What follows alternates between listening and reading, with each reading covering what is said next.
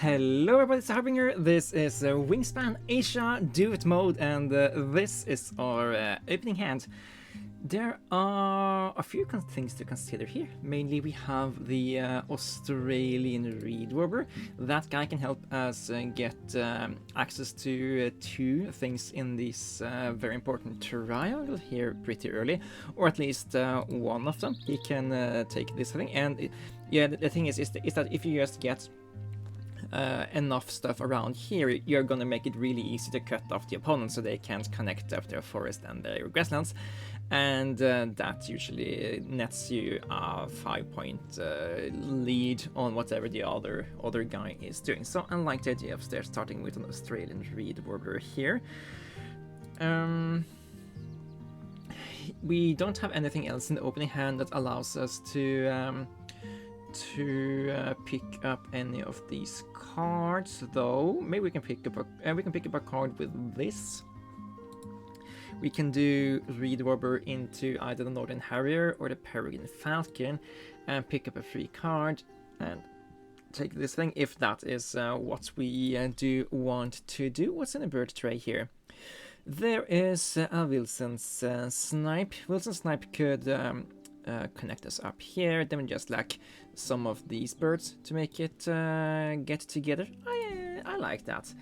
We don't have access to additional eggs, so we can't just play out the Johnny Woodpecker for the same thing. That's why the Reed Warbler is particularly good. It's because it allows you to cheat out the two birds in the first round to get a lot of cool stuff. I do like the Wilson Snipe since it connects up there. Then it's a matter of can you play out anything in the forest. I don't hate doing the pigment attach.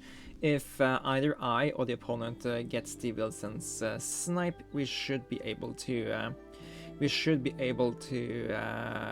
play out this pretty early, have surplus cards that we can put into the nut hatch, and we should be good going forwards and just have a nice game plan.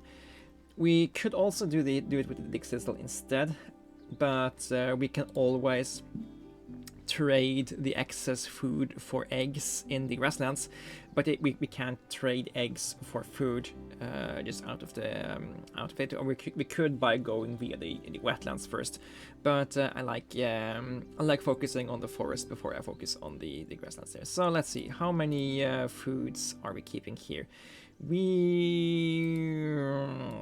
Yeah, that's a slight issue. We kinda can't keep 3 birds in the opener here and also make it work. So we can play you for these 2 foods, then we have a nectar, and we can't quite play the pigment attach here. Maybe what we do is we keep these foods around and maybe pick up the common shift shaft. Just put that down to have something early played out.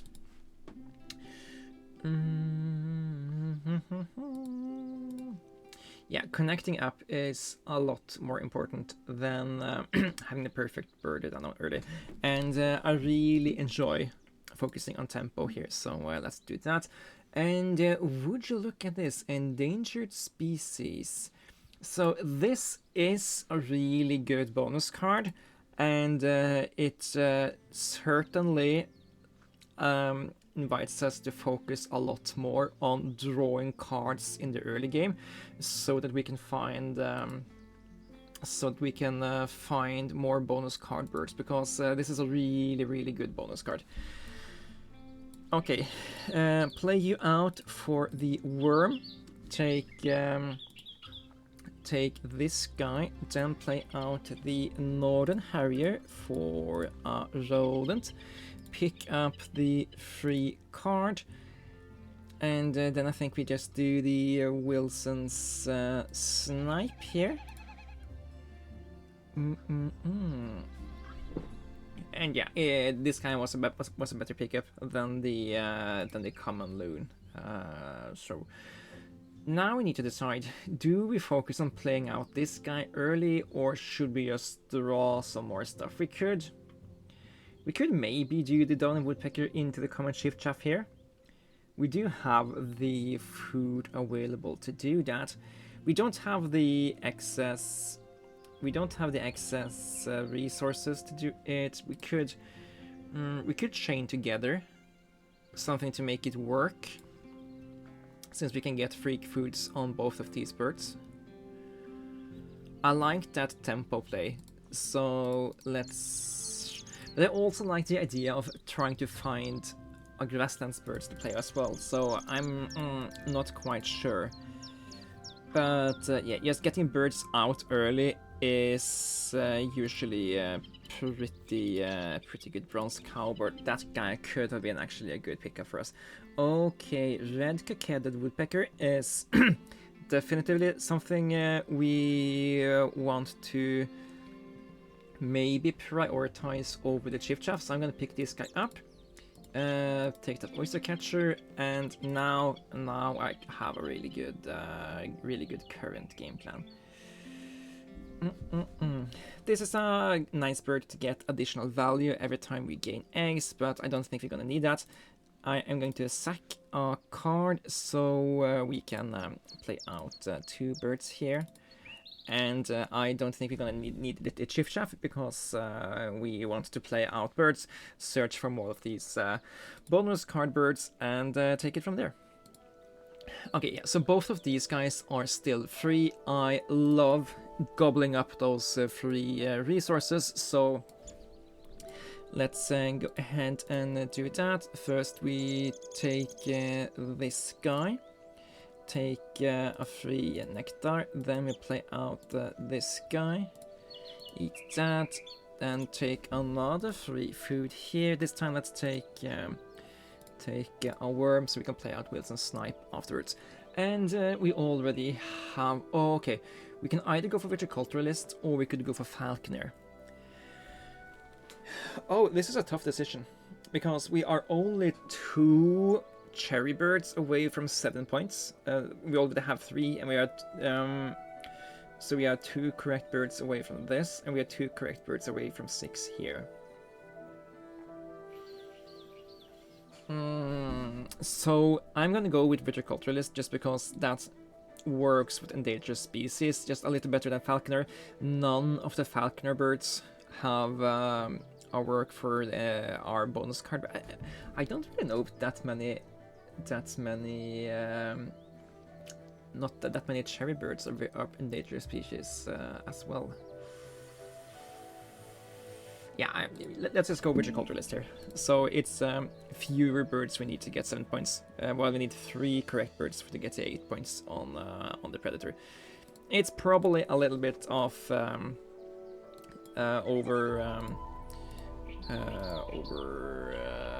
overstressing what we should do there.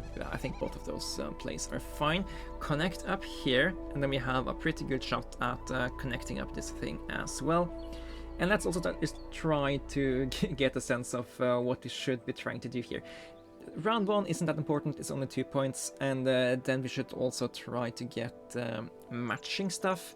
Same things in the horizontal row and stuff on the edge of map. So if we can connect up on a cherry, that's going to be better than connecting up at the rodents. Gotcha.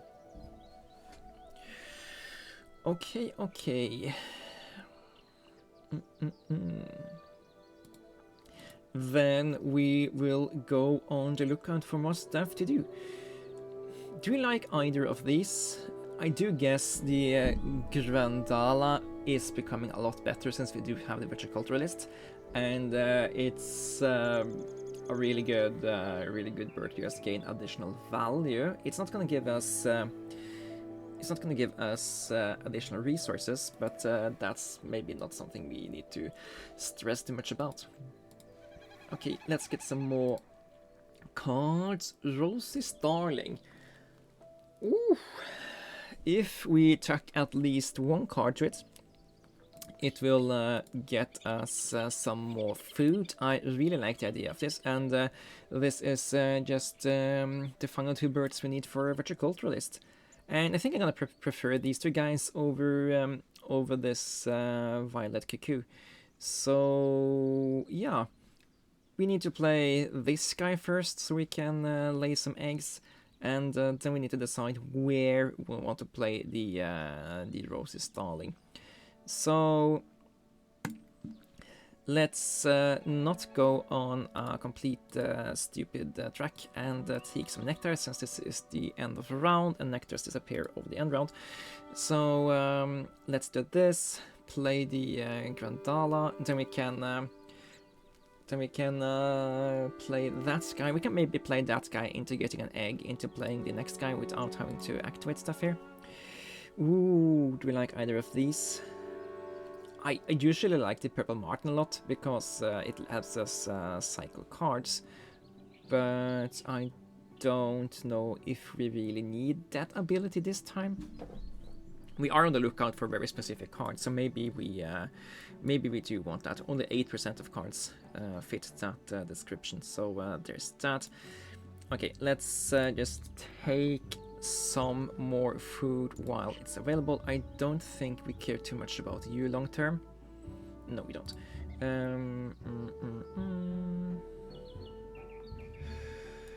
Then again, I'd rather take food when we can get 3 of the food we need and not some of these foods that we don't need. So maybe it's more correct to play the Granada and do some of those in-between moves first. Take smaller birds here. Yeah. And give this guy an egg. Also, if you can save some of these cards to tuck to the Starling, we're gonna get some value back. Oh, that's actually very great. We get that for free. That means we don't have to sack a card, which means that we can... or we still kind of have to sack a card if we want to get enough correct foods. Yeah, okay. Let's sack the Cormorant to get this guy, get a Rodent, and get a Nectar. The reason I go for the Rodent there is that the Rodent can help us connect up, which is pretty great. And then I'm gonna put the Rosie Starling over here. He's gonna help us get another free egg over here, and we don't have to activate just quite yet still. Rosie Starling. Farmers in China have reduced pesticide use by encouraging these birds to nest near their fields. I haven't played this one already. Oh damn, that's a weird weird thing to happen. Okay. Okay, lots of free eggs here, makes me really happy, and yeah, if we can just cut off the opponent pretty soon, that would be great, great, great. And we're getting so many free resources here. We don't even have to go to the forest ourselves. Okay, let's give here Rose-ringed Parakeet. Oh, this is possibly a very fun bird if the opponent lets us have fun with it. Okay, Greater Adjutant. Oh, and this is a bird that counts for Endangered Species Protector. Love me some of that. Okay, how are we doing on pairs? If we can play out the American Oyster Catcher, we can have another one over here.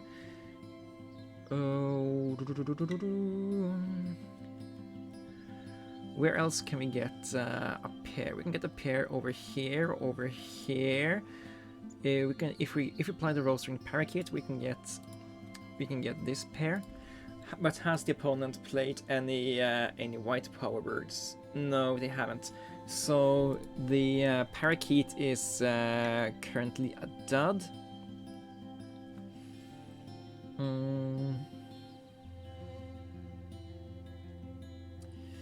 Do we do a second draw? We either need to find a grain-eating forest or grasslands birds. We need to find enclosure nests either in wetlands or grasslands,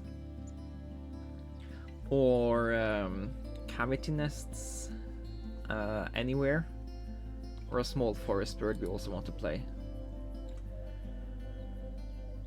I guess we could just go for the purple martin here. We already know, yeah, that we kind of want to play it, and it does really help out with finishing off the things you want to do. So let's do that. Copy the when activate the brown power of a bird in the grasslands of the next player. Is that something we love? That might be something we'd love to do.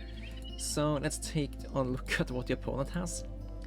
The opponent lets us tuck cards to gain drains. I don't hate that, because we have a decent chunk of cards available that we don't necessarily care about keeping around. But it's not a very high priority for me. Okay, let's play out the Martin so we can catch the opponent here. Catching the opponent makes sure that they don't gain the 3 points on us, so it's technically worth 3 more points, and we do want to go here next time, so let's just cycle a card while also gaining all of these other goodies as well. Yeah, taking the enclosure nest there.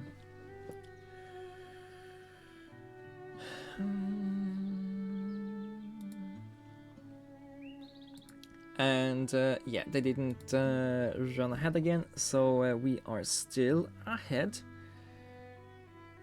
We are done with vertical tourist. Currently have 3 points there, and yeah, we do need some eggs. So let's just go here this once. How many birds do we sack this time? I guess the Smew is good for tempo, so we might consider not sacking that. Does it help with anything else? Not really. We need a worm or a grain bird. We need a cherry or a rodent bird, and we kinda do have that in the roast ring parakeet, but I don't want to play it for absolutely no value. So yeah, let's sack 1 card. We can play out the common Maya for that grain bird. So yeah, let's.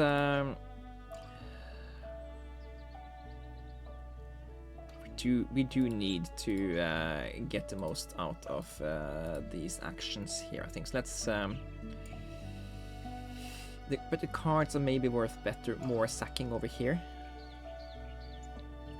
Yeah, the cards are more worth sacking to get additional food, because we already get additional stuff from here.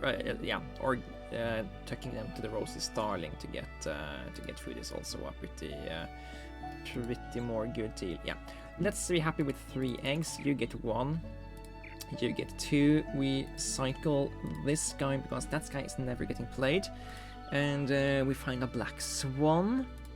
Is that going to be helpful to us? We have 1. Currently have 1 card it helps out with, so yeah, not really that helpful. Is it better to keep or sack it? Let's sack it so we can get 1 more food here and get a free tucked card.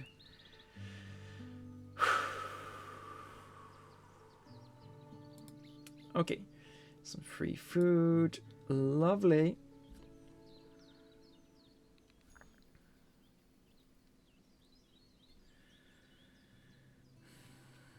Yeah, we still need to connect up. If we are denied, we will be really sad. Connecting up here is worth 3 additional points for us.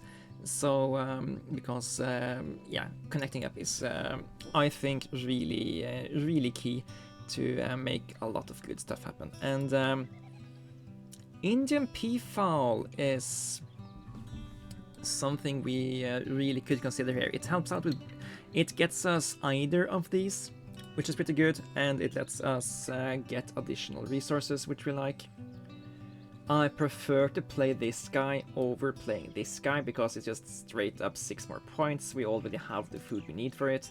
And so basically, we're getting a lot of free food from the opponent, and upgrading to this card compared to this card allows us to dump more food to get more points. So it just achieves more of the stuff we want to do. Another thing to consider is that if the opponent plays with this guy, we get free resources, and then we can copy it with the roast ring, the parakeet. But I just want to guarantee that us are getting it. Snow bunting. That is always interesting. Opponent has tucked a decent amount and will help us to look for a more endangered species. So I don't hate that. I don't hate that at all. This one I do hate because it's just so bad. I don't want to ever play it. I did test it once just to confirm my suspicions, but yeah, it's just really bad. Roll at most 2 dice, and if one of them is a fish, we can get that. That's basically a 1 in 3 chance to get a single point. Discard a card to get a worm from the supply. Yeah, let's discard this guy so I'm not tempted to spend it later. We could have discarded it for eggs or something as well, but yeah. Okay, I'm just gonna do the bunting first, just because that gives us a little bit more value if the opponent tucks today, and it helps us get there. I think just connect up, and this gives us also a 4th point in the same column. Wait, what? Horizontal rows with at least one of our guys. Oh, okay. So we don't care about the same amount of the row. We care about that. Okay, I'm gonna leave this one open because it connects up to their thing and entices them to go here. No, wait. We want to play this one next. That means that we want to be here so we can connect up to this thing and get a free egg out of it. Even better. Oh, okay. Yeah. Okay, even better. We want to actually play this guy first. Yes. Because when we do this, we get that egg. We can connect it to here next turn, and this is just better tempo. So then we get 4 eggs instead of 3 eggs next time we go here, meaning we don't have to spend resources to make it happen. And then we get to draw 1 additional card. Let's just here, and that's a total waste. Okay, but we can dump a lot of points, a lot of cards into the Rosie Starling. So yeah, it doesn't really matter. Unless the opponent took this, then we would have been really sad. And now we need to be a little bit more worried about getting that rodent. I think we can play the fish crow in the forest for a rat as the omnivore tag, and that will count. But yeah, that's my thinking. Okay,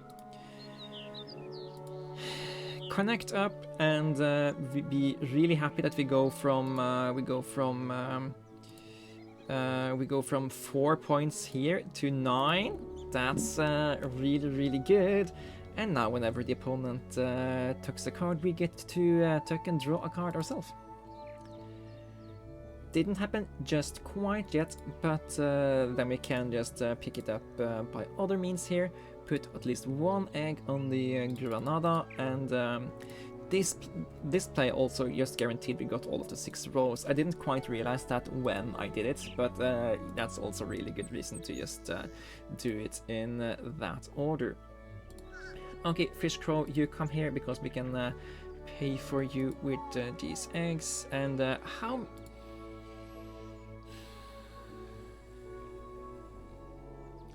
Let's just spend 1 bird for now. We can always go back here and dump more eggs later. We need to play out this guy. Let's not forget about that.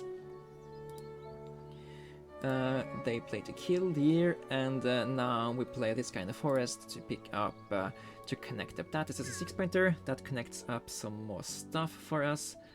Right, I don't know why I imagined that we had nectars. Let's see. I want to go here to check if the opponent can play something here that will steal that tag. They can't.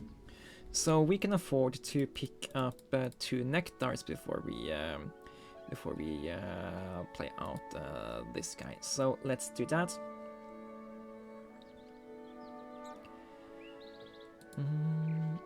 Discard a card to gain a worm. No, I rather want to tuck them to get the worm later. And play out the fish crow. Eat this guy's eggs. We can trigger this guy twice. And yes, we can connect up here. Okay, 11. We have cut off the opponent for the major part, and later it's going to be a matter of trying to fill out these some more of these edges. So, or maybe it's not even relevant because I think we already lost here. Yeah, okay, that's okay.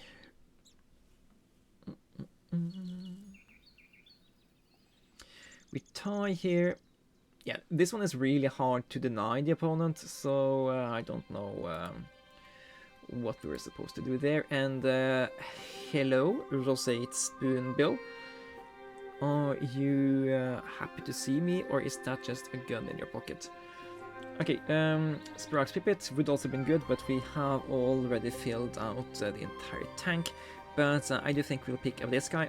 We are not gonna pick it up by going here because we already have more cards in hand than we know what to do with. So let's not do that. Opponent still hasn't played anything we can copy with the roseate, the roast-winged parakeet. So let's just pick it up. Pick up the card we want by cycling a card we don't want to the purple margin. Then we do this, then we tuck some cards we don't care about. So, what am I thinking the final turns are going to be? We are going to play out the roseate spoonbill and the greater adjutant so we can get more points of the endangered species. So we're gonna need at least one more turn in the forest. I do think we are gonna go back for one more round here. So I do think we want to have surplus cards to tuck to these 2 guys. So we don't want to, we don't necessarily want to spend all the cards this turn. So I'm just gonna go spend 1 card for now so we can get that additional worm. And yeah, also just having a surplus card in hand allows us to go here and cycle another card to become a chance at another nectar, so we can maybe win the nectar game. We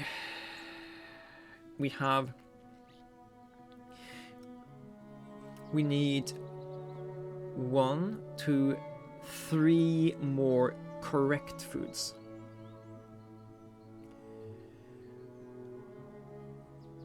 So I do think we have to. I mean, yeah, we have 2 wrong foods, but those are already going to the adjutant. So yeah, we need to sack 1 card.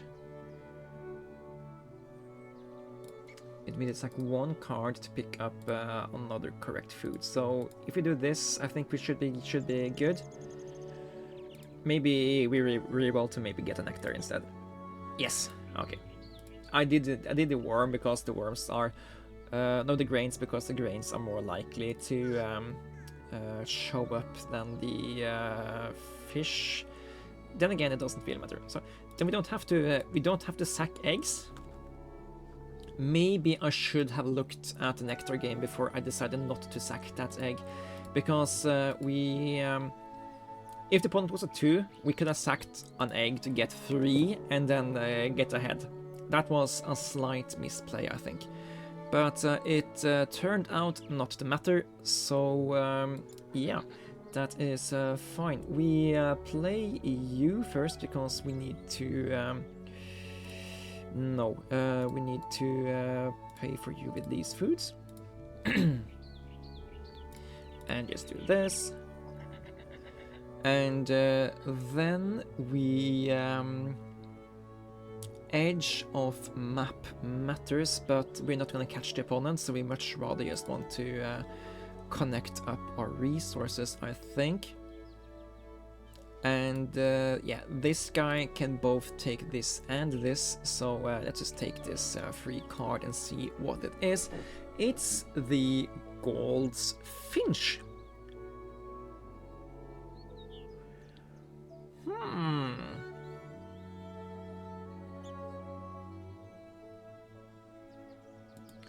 Maybe we can actually sneak in a tiny additional point here. Okay, large wingspan bird. Okay, both of these are the same amount of points. We don't really have to think too much about it. I guess we just play this guy then. Yeah, don't think too much about it. They are essentially the same game plan, so yeah. Okay, so we could play you in the forest. You will eat 2 eggs, but you will gain us 3 points, so that's a net gain of 1. And if we can connect you up to the stuff we already have, you're also getting us another point. So I don't... we can connect you up here, yes. Trouble with that is that we kinda don't have the correct food types to do it. So it is slightly reliant on the opponent giving us food, except that it's not, because we can go over here and cage the rose-ringed parakeet to the rose's darling to get another worm, while also getting a lot of points. So let's just do this line. We do this, then we first cycle the rose-ringed parakeet and pick up a Eurasian golden oriole. And then we tuck the Eurasian golden oriole to the rose's darling to pick up another worm. Then we get a free tucked card from the Granada. Okay, so then we have 4 food surplus after we pay for the goldfinch that we can use to play to this guy at the end of the game. And let's go goldfinch. Eat these eggs. Then we connect up to over here.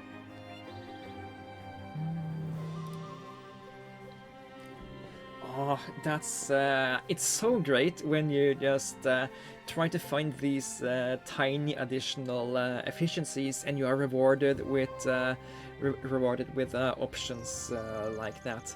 So yeah, doing it like this, I realized doing it like this, we missed the opportunity to pay for this guy with nectar. So now we didn't win the nectar game down here. We would have if we had paid for the roseate spoon with 2 of the nectars, but we didn't. So yeah, that's... is it an inaccuracy, or is it the correct thing we did? Not quite sure, but yeah, let's play another one of these endangered species birds. And get to activate one more thing, put down some more stuff.